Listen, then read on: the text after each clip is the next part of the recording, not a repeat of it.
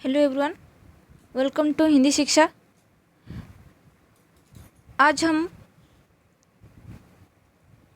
भीष्म साहनी के बारे में डिस्कस करेंगे।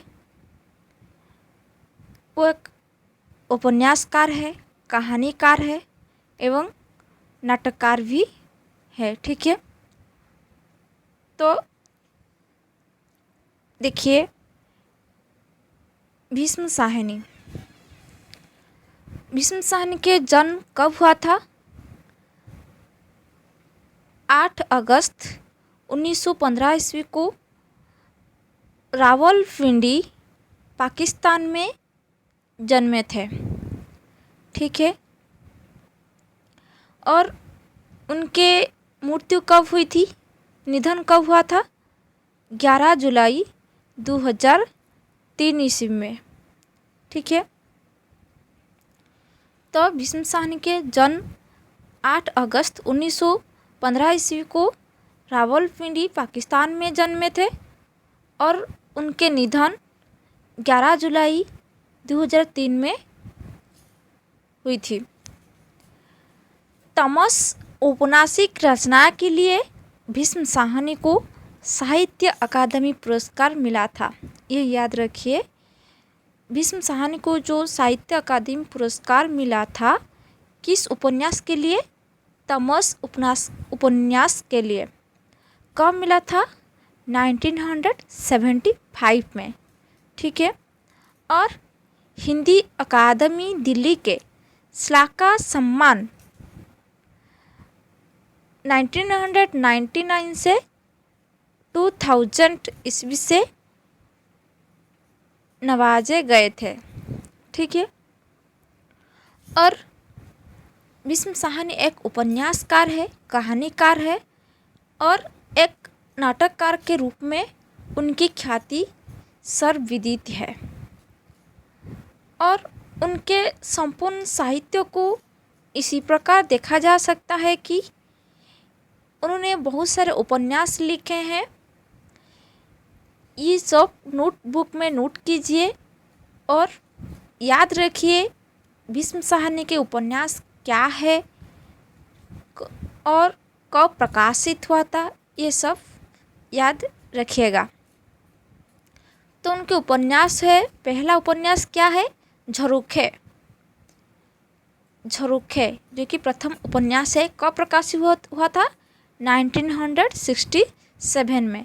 उसके बाद कड़ियाँ कब प्रकाशित हुआ था?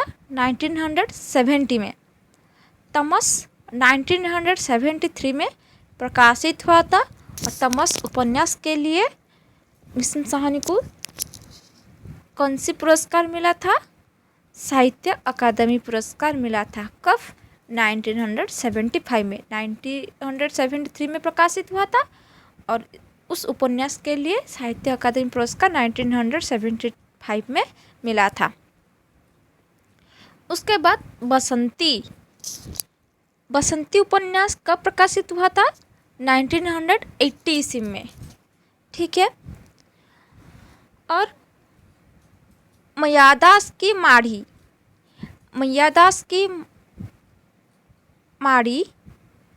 वो 1988 में प्रकाशित हुआ था।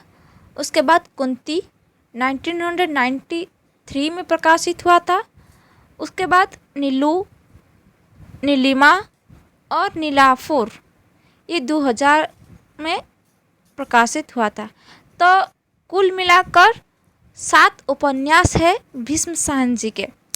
ठीक है, उसके बाद उन्होंने बहुत सारे कहानी संग्रह भी लिखे हैं। वो कहानी संग्रह क्या है? देखिए, भाग्य रेखा वो एक प्रथम कहानी संग्रह है। तो भीष्म साहनी के प्रथम कहानी संग्रह क्या है? भाग्य रेखा, जो 1953 में प्रकाशित हुआ था। और पहला पाठ 1957 ईस्वी में प्रकाशित हुआ था। उसके बाद भटकती राख 1966 में। उसके बाद पटरियाँ 1972 में। बांचू 1978 में, ठीक है। शोभा यात्रा 1981 में, निशाचर 1983 में और पाली 1989 में, डायन 1998 में और चीले। ये जो 10 कहानी संग्रह है वो भीष्म साहनी जी ने लिखे हैं। उसके बाद उनने कई सारे नाटक भी लिखे हैं। पहला नाटक क्या है? हंसू, हनुष। हनुष कब प्रकाशित हुआ था? 1977 में। उसके बाद कबीरा खड़ा बाजार में 1981 में। उसके बाद माधवी 1985 में। उसके बाद मुआवजे 1995 में और रंग दे बसंती चूल्हा वो 1998 में प्रकाशित हुआ था।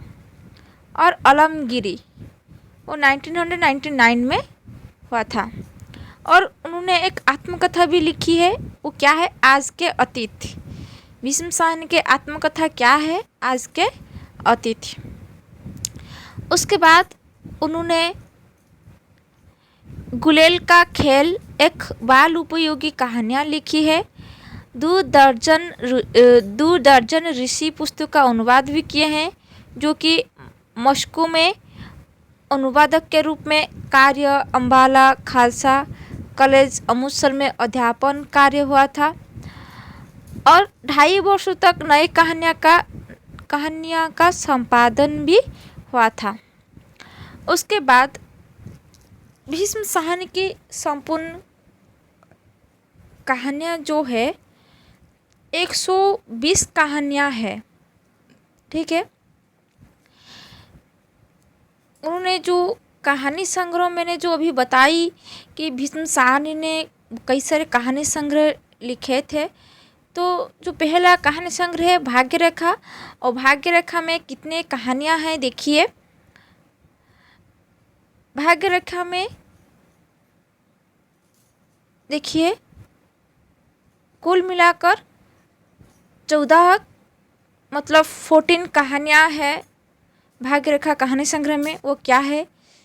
ज्योति अशांत रहे, शिष्टाचार, अनोखी हड्डी, तमगे, क्रिकेट मैच, मुर्गी की कीमत, नीली आँखें, उफ, गंगू का जाया, भाग्य रेखा, घर वे घर, खून के छींटे, घर की इज्जत।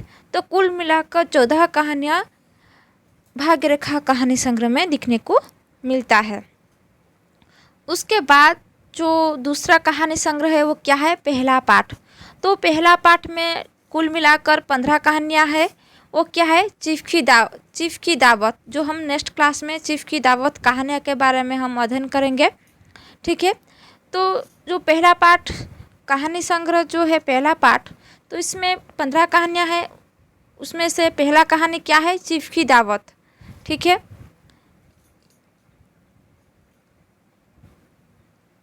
तो चीफ की दावत कौन सी कहानी संग्रह में रहते हैं? पहला पाठ, ठीक है।